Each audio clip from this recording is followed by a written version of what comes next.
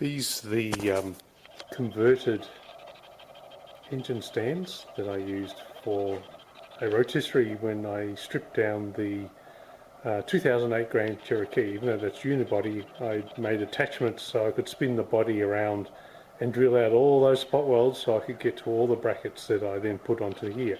As you can see, I've been busy cleaning all the paint off that I can get to at least,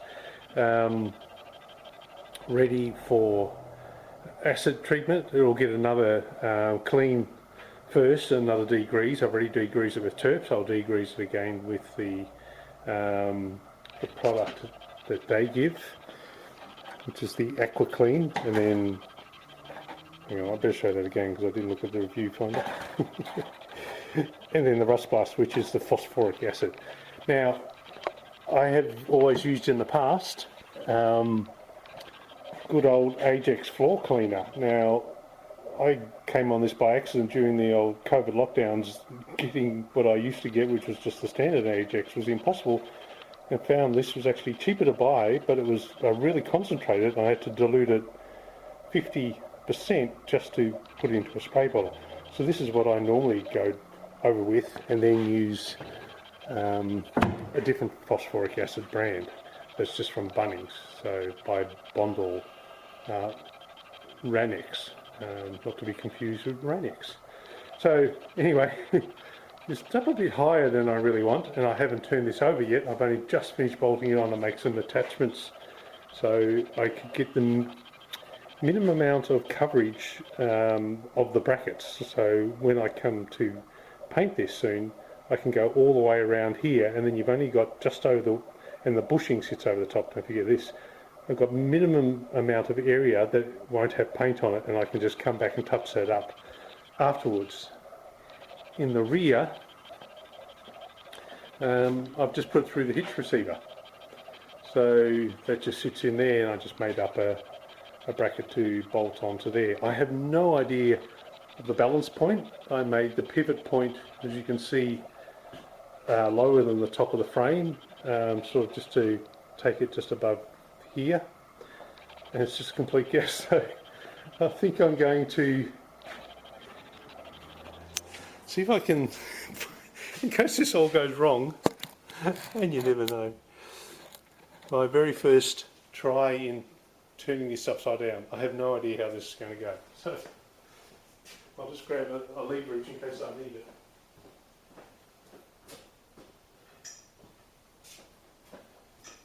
This is the old jack handle that I use.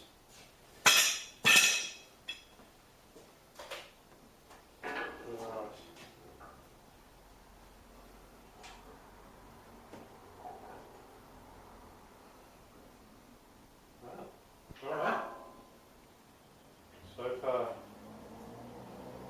so good.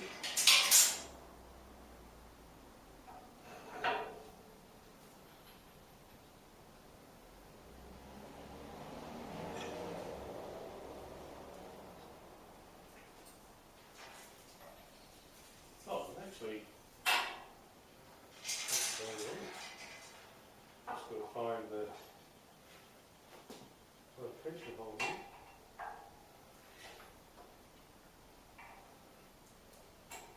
There we go. Woo! That didn't fall off. So, one upside down one.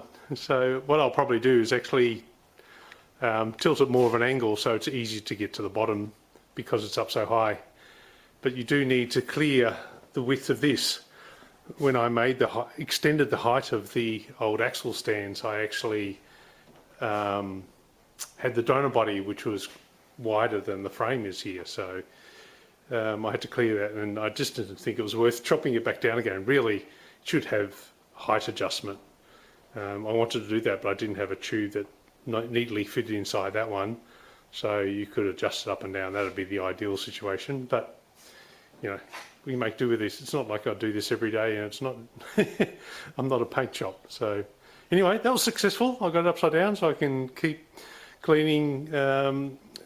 As you can see, there's already no rust on it. It just came off with a strip disc, so Just thought I'd record that in case it all went wrong. The frame. Gee, it must have taken a week, I think.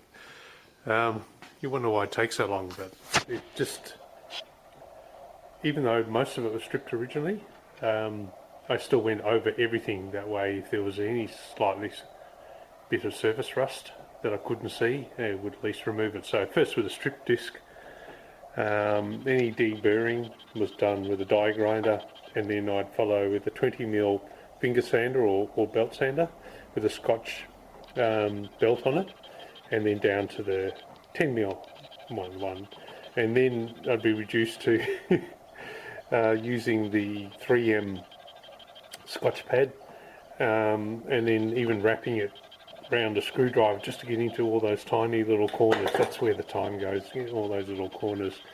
So everything was done in, I made up 5-to-1 with the AquaClean, and everything was degreased after that, just to make sure there was no contaminants left, and then everything was treated with the rust pass that goes on straight. So I tend to spray it on and then work it in with a Scotch-Brite, and you've just got to keep it wet for a good 10 minutes because there was no physical rust. Otherwise you can do 20-40 minutes if you do actually have rust. So it leaves a zinc phosphate coating on it. It's a little bit disturbing to see something that looks like white and powder, but it's there for a purpose, and everyone assures me that's where you leave it, and you paint right over it. So that's what I've been doing all this time.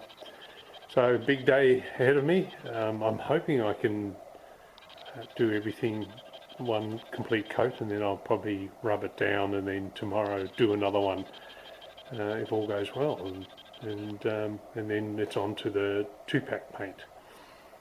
So wish me luck. Well, you wouldn't believe it, 7.5 hours. You can't believe how long something like this takes. It's just so fiddly. Tell you what, the spray paint is looking mighty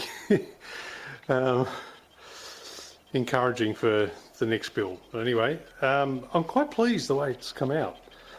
So this has got one thick coat, so one roller coat, which doesn't sound like a lot, but this paint is 70% solid, which is twice what you would normally get out of a spray gun. So you're already putting double the layer on, and the roller puts even more on. The litre tin they provide, which they said is more than adequate to an entire chassis. I've got hardly anything left. That just shows you how much more a roller puts on, and that was a full, a little bit out of the top for the rear axle, but I had to buy another litre because I went through a litre just doing all the accessories. So yeah, I'm pretty pleased. It's damn good considering it's just a roller and that. Had a couple of tiny little runs. I've still got to rub these back and prepare them for the 2-pack. And because I was working till 8 o'clock at night, you might see some tiny little white flecks that came on.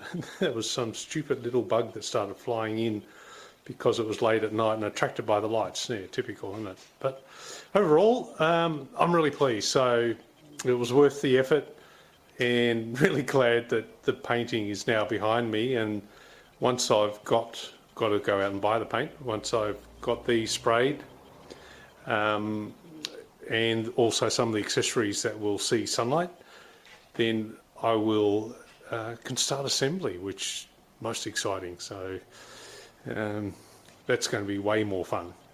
So I'm pleased about being into that stage extremely soon. It doesn't look any different. Sort of the idea, isn't it? I found that the colour of the KBS is more a semi-gloss than a satin, even though they label it as satin. So everything has been done, I've put a lot away already, in a semi-gloss enamel, and it matches beautifully. You can't really tell where I've done it, where I haven't, which is great, which is what I was hoping for. But it took a few coats. I ended up putting 2 to 3 coats, depending on how heavy I was, because you definitely have to apply a lot more to get the same thickness as you do with the urethane, because of the difference in the solids. So solids is what remains after the evaporation and curing has taken place.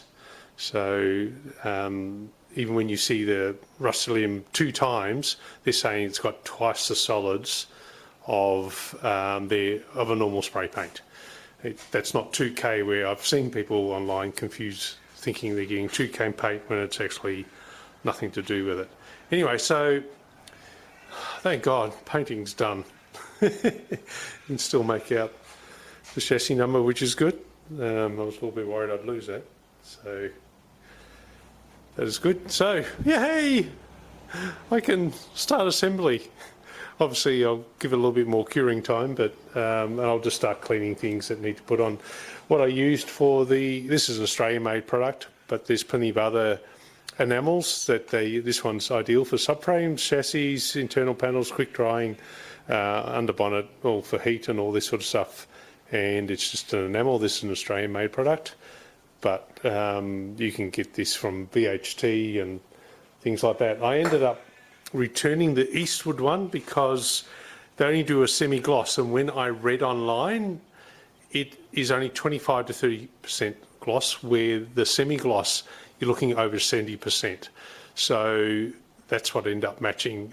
So fortunately I didn't spray it. Here, over $92 a can. So really this stuff here, $20 a can.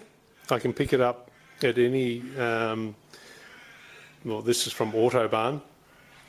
So and that's the whole idea. If I do get some scratches and chips and whatever, I can just spray it over rather than some exotic paint that I've got to pay a fortune for. It's limited availability, and you've got to use the whole can within 48 hours because otherwise it's gone off.